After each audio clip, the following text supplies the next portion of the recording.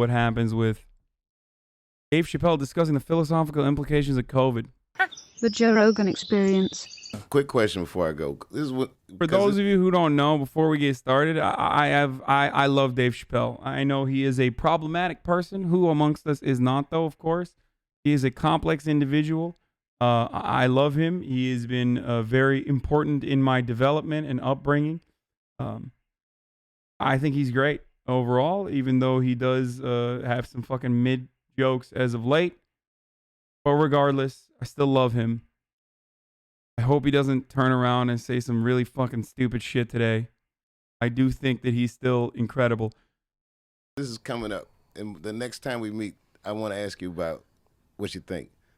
The vaccine, are you taking it? I'll take it if it works. If I feel that the doctors have all gotten their opinions behind it, and they think, you know what it is like an mRNA vaccine, this new vaccine. It makes your body think that it doesn't introduce actual COVID into your system and you fight it off. It makes your body think that it's COVID, and your body builds the proper proteins. The disgusting analogy used, I forget where I heard this, but the disgusting analogy is like if other vaccines give you like an actual fucking, if the other vaccines would actually put like a fully grown virus in your body, this is like the dead toenail of COVID that goes into your body.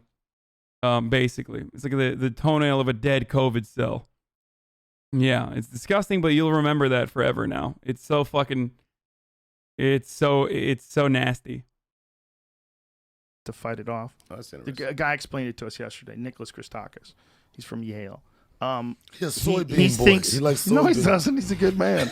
He thinks He's a that soybean boy. he's a great man, and Oh God, is he fucking one of those like weirdo like old head? He's a soybean boy. God, I won't let you disparage him like No, I'm not disparaging. He's certain niggas a soybean, motherfucker. He's soybean. that. He's a doctor. Okay, Dr. Soybean. Anyway, he thinks the vaccine will be very effective, and even if it doesn't keep you from getting it, it'll prevent or hopefully prevent you from getting a bad case of it. I don't know though. So I'm what scared would of you these need? things. Would you need just the consensus of a body of doctors you trust? And people's experiences, because people have already taken it. So if people have taken it, like, what is the experience? They say that they. What do you mean? The experience is like it's like fucking having a massive hangover. So does that mean you're not gonna take it? Like I don't understand.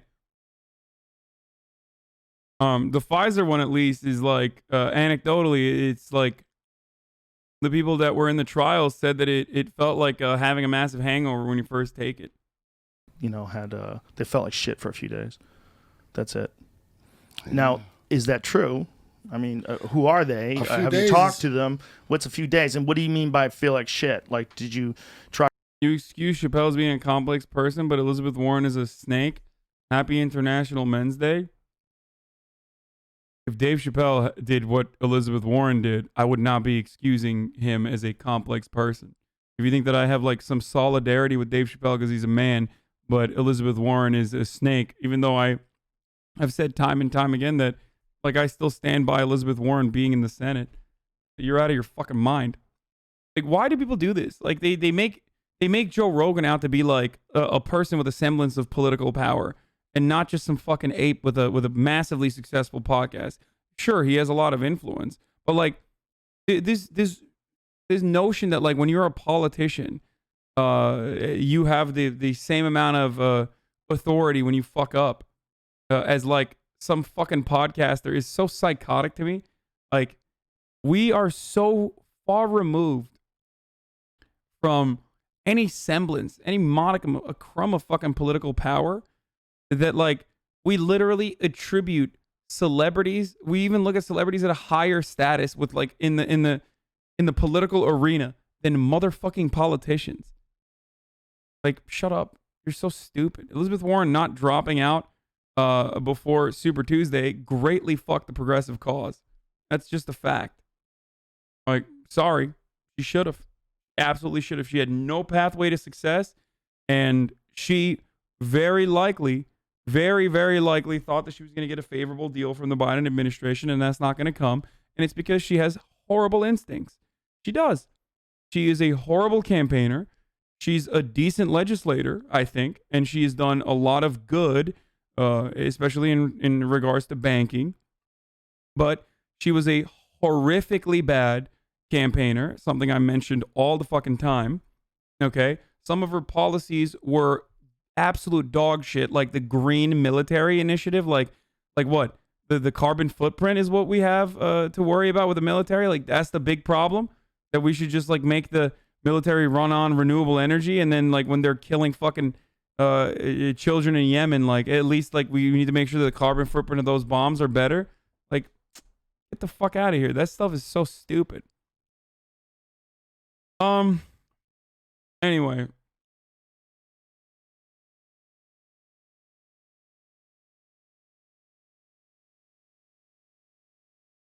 Let's keep going. Try running 4 days later and you still felt terrible? Like, So wait, apparently they're distributing this vaccine almost now, right? I don't think it's totally ready, but it very soon will be ready. And if it's effective, they're going to encourage people to take it. It makes people real nervous. They're going to have it for like doctors and like essential people at the beginning of it. You know? First. And then it's going to probably people that are high risk, like older but the folks. thing is, it's going to have people have a sense of like there is something that could be done now. Like it's a sense of hope. It's a sense of progress. It's a sense of like, you know, it was at one time where we didn't even have a thought of a vaccine. Now we got competitors and shit. So people to think different. Listen, if it works, we should take it. But I know how people get real nervous Black about that people kind of don't shit. fuck with vaccines. I told you that, son. How do you feel about Dave, it? black people don't fuck with no vaccines, Dave. Well, I mean, I feel like it's inconclusive because your caveat was, I'd take it if I felt safe about it. Yeah. Well, that's just the thing. Don't you feel like that same way? Well, of course. But so now, you know, for the first time, we're learning how the process of a drug, you know, going through trials. We're learning this literally as a nation. We're all watching this thing take place. And an accelerated version of it. An accelerated version of it. Because usually a vaccine takes multiple years to develop. Yeah. So this is really quick. To be able to have something this quick and turn it around. And it's like have those it be movies effective. where they find a cure by the end and you're like, oh, that's bullshit. They're doing it. Well, not a cure, but a vaccine. It's a big deal. The good thing is, if another one comes around, they're going to be more prepared to do something like this quicker. Right. I think people needed to really understand that in our lifetime, something can kill the world's economy and kill hundreds of thousands of people here and 1 million people worldwide. I think everybody understood I think we knew it, but I don't think we really expected it. Right. No, they knew it. The Obama administration had prepared for precisely that eventuality. Sure. But I mean us. Of course, yeah. We couldn't wrap our mind around it. Even if they told you, even if you watched Bill Gates' speech at TED Talk in 2015, you would never internalize it and think there's a pandemic coming. Now we know. Nobody. Now we know there is. Now we're going to want to invest in the medical infrastructure to make sure that they prepare better.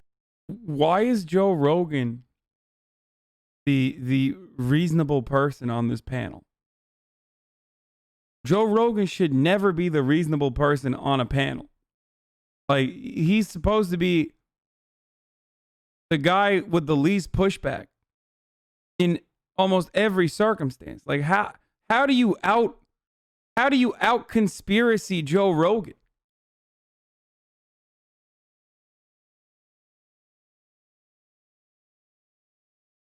He literally always plays the other side of his guest. That's not even remotely true. Joe Rogan, the biggest strength that Rogan has as an interviewer is that he agrees almost nearly unconditionally with his guests, no matter how fucking psychotic they are.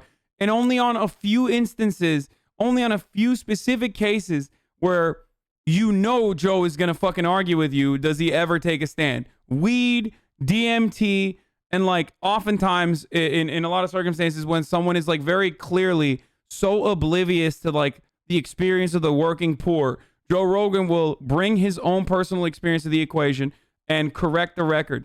Like, or hunting. Like, he is 100% outside of those things. He's always like, yeah. Like, I've heard Ben Shapiro on the Joe Rogan podcast literally talk about how you can't be an Orthodox Jew and homosexual at the same time. Like, you just can't.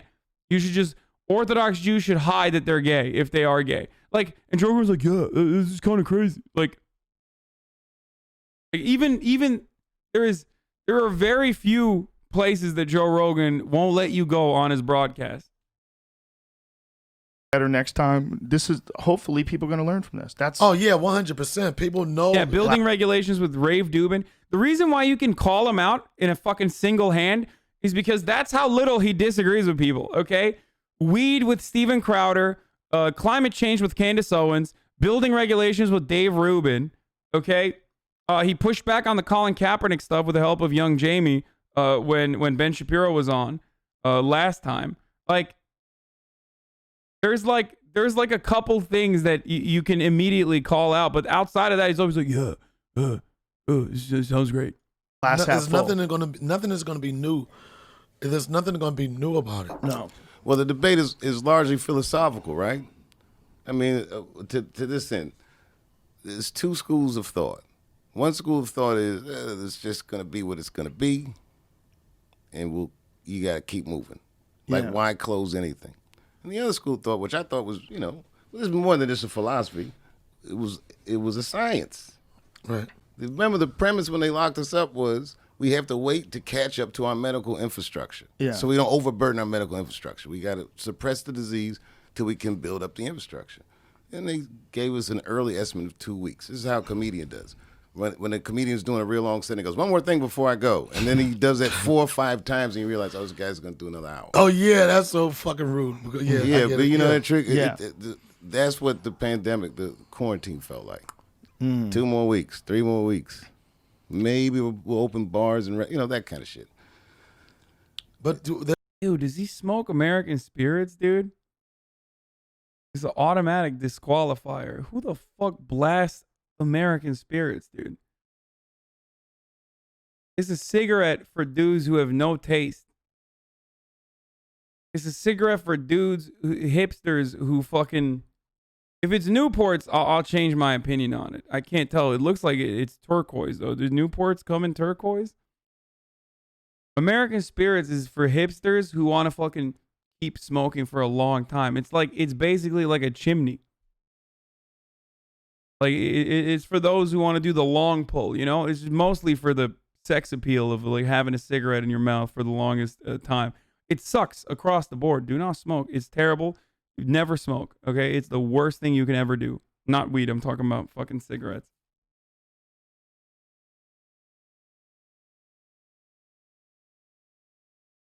American Spirits are stronger, lol. Fuck off, dude. They're terrible. They're terrible. They taste like garbage. It's so bad. Anyone who says they like American Spirits is just a fucking annoying hipster, okay?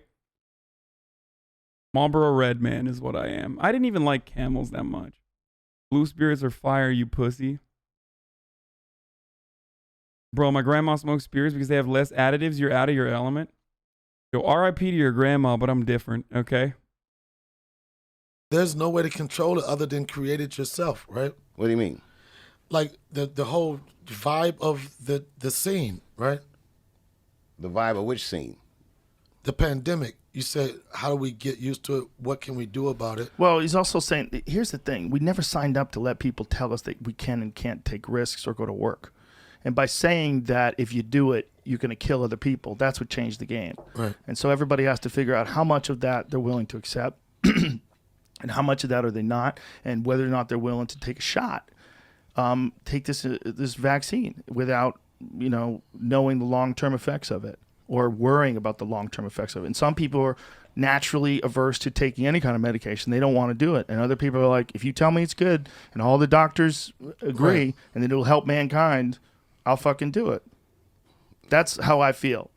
Listen, polio, okay? Shit doesn't exist anymore. Smallpox doesn't exist anymore, at least not in the numbers that it used to, Yeah, right? you got the old vaccine for that. That's the old vaccine. Because of vaccines. Like Yep. the idea that vaccines have done bad things only, or that they're dangerous only, it's crazy. Like vaccines are the responsible for the giant population.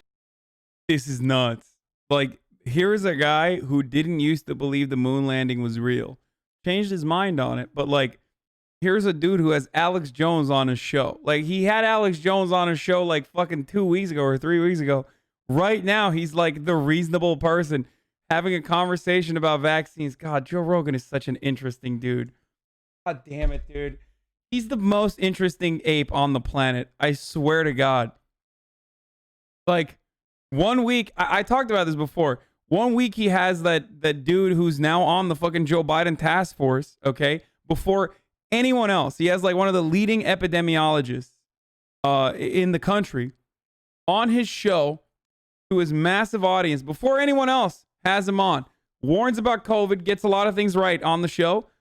8 months later, he's like doing Facebook mom. Yeah, Michael Osterholm, right? Is that how you say his last name? 8 months later, he's doing Facebook mom like COVID Karen memes on the timeline. And then 1 week, 2 weeks after he had Alex Jones on, he's like talking about the efficacy of vaccines and how important they are. It's just mind-boggling. You have to admit it's mind-boggling, okay? You can't just say, you say what you want. Joe always keeps an open mind, willing to listen to Alex Jones scream or Andrew Yang talk about UBI. Yeah, the problem is being too open-minded sometimes makes you look like a dupe. You get used by bad faith actors. Please stop linking me the offline or Discord shit. I'm not going to click on it. Vaccines would I think at the core. Oh, before we continue, sorry. It's top of the hour, every hour, 60-second ad break.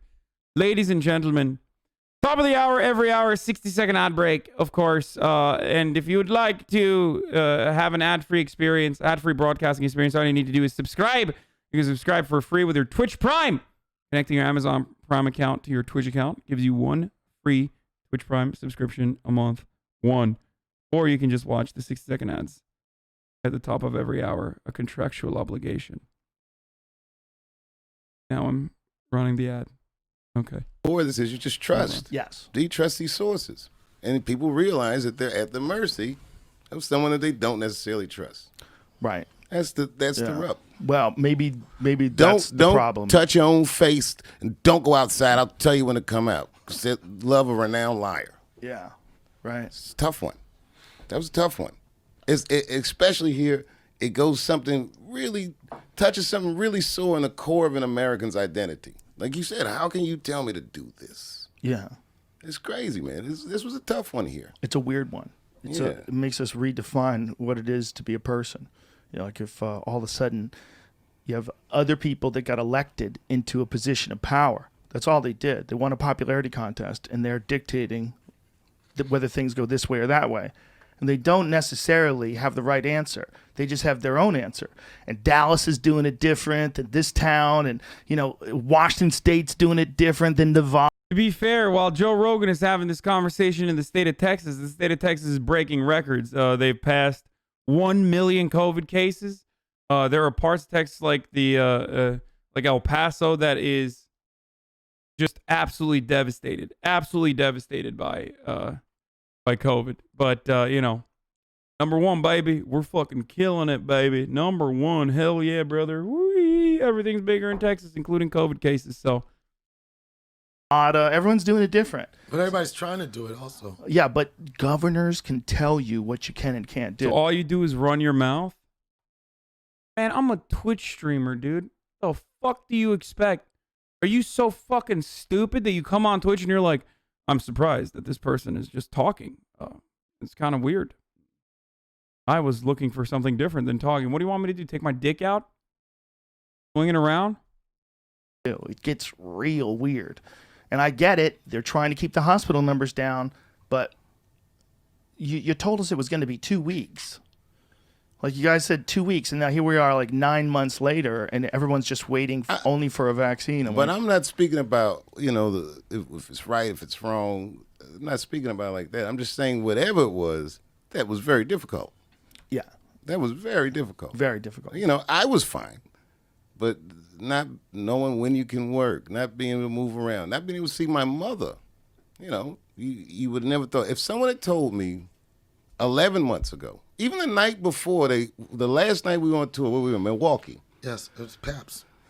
And the last show, it was the last night between shows, right? It's a 2-show night. And the energy had changed. It went from festive to like, people looked worried when I got off stage. And Tom Hanks had it. The one NBA guy who had touched everything had it. And then the horn starts ringing that they're going to shut the country down. I literally go, that's impossible. What are you going to shut down the world? It's impossible. This is what I thought. My initial reaction. But the energy changed. Now I go out and do the second show, and immediately, and I wasn't even thinking about this shit earlier that night. I come out on stage, everybody reach their hand, hey, and I thought about it. Okay, I start, shaking people's hands. Oh, worried. But yeah, it was the day before, wouldn't have even been concerned about it. Went into the green room for 40 minutes and talked to people who've been glued to the television watching the news. And then they scared the shit out of me. My behavior changed almost instantly. It was interesting. I don't want to get too heavy. I mean, I'm only hanging out for a No, minute. man. No, No such thing. It's not too heavy. That's exactly how I felt about it, too. I remember I shook a dude's hand on a flight. I was flying to Vegas for the fights. It was like one of the last fights before they shut it down. And some dude goes, I don't know, you want to shake hands? I go, I'll shake your hand. And we shook hands. He had a mask on already. And I was like, wow. He was ready to go down. I think this was the very beginning of March. This was the first time I had been tested in any capacity was when I did your show that time. That was the first time I had an antibody test or anything.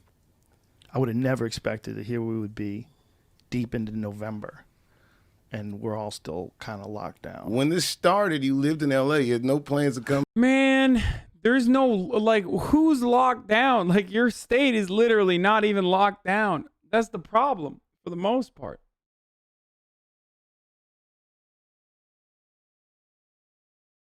The reason why we're still, partially locked down, is because we literally are just clinically predisposed to doing anything right. Like, we just, as Americans as a whole, you tell an American to do something, they'll do the opposite. Like, it's so weird. Like, to be honest, I wish liberals were running around saying, we need to keep everything open. And only then would Republicans be like, fuck no, brother. Hell no. I'm staying the fuck home. These goddamn liberals want me to die. They want me to die. They want me to get COVID. Want me to get that Chinese virus. I'm staying the fuck at home, brother. I don't need to leave my apartment to fuck my cousin.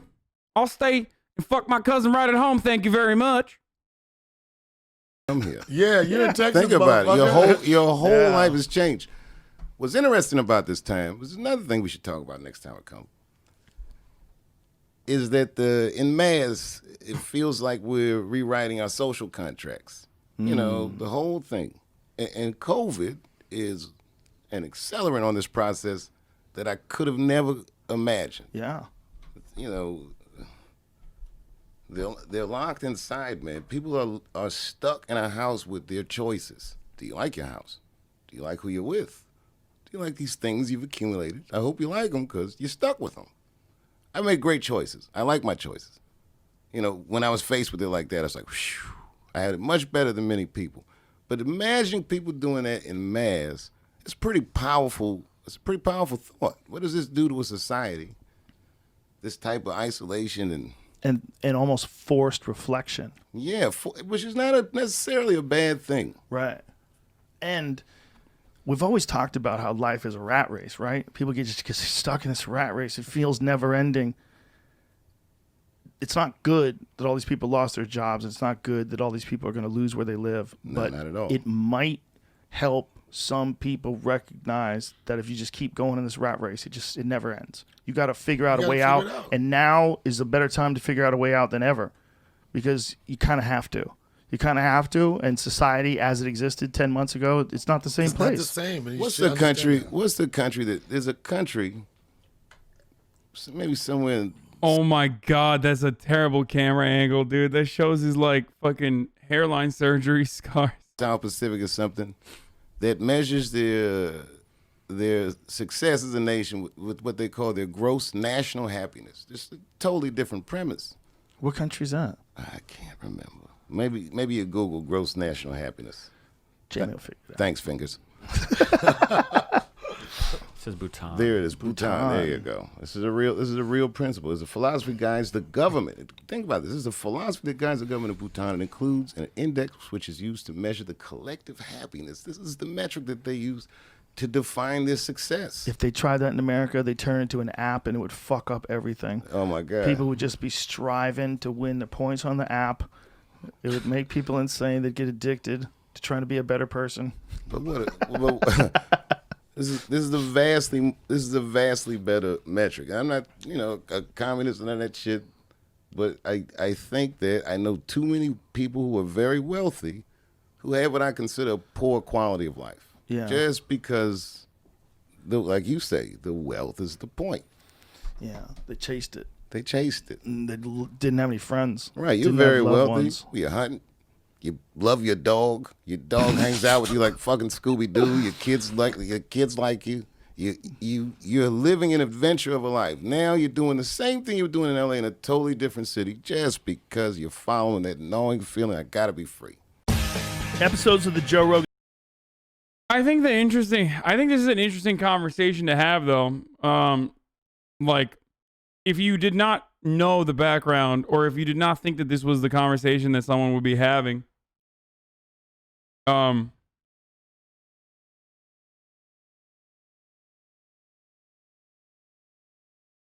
then you would very likely understand exactly where they're coming from, as far as like contemplating the things that we have, the things that we own, thinking about all that stuff when you're stuck indoors. Because, like, think about it. I mean, at the peak of the pandemic, like, when we were doing all the lockdowns, I was going fucking crazy. I was losing my goddamn mind. Absolutely losing my fucking mind, dude. And just like waving that feeling away.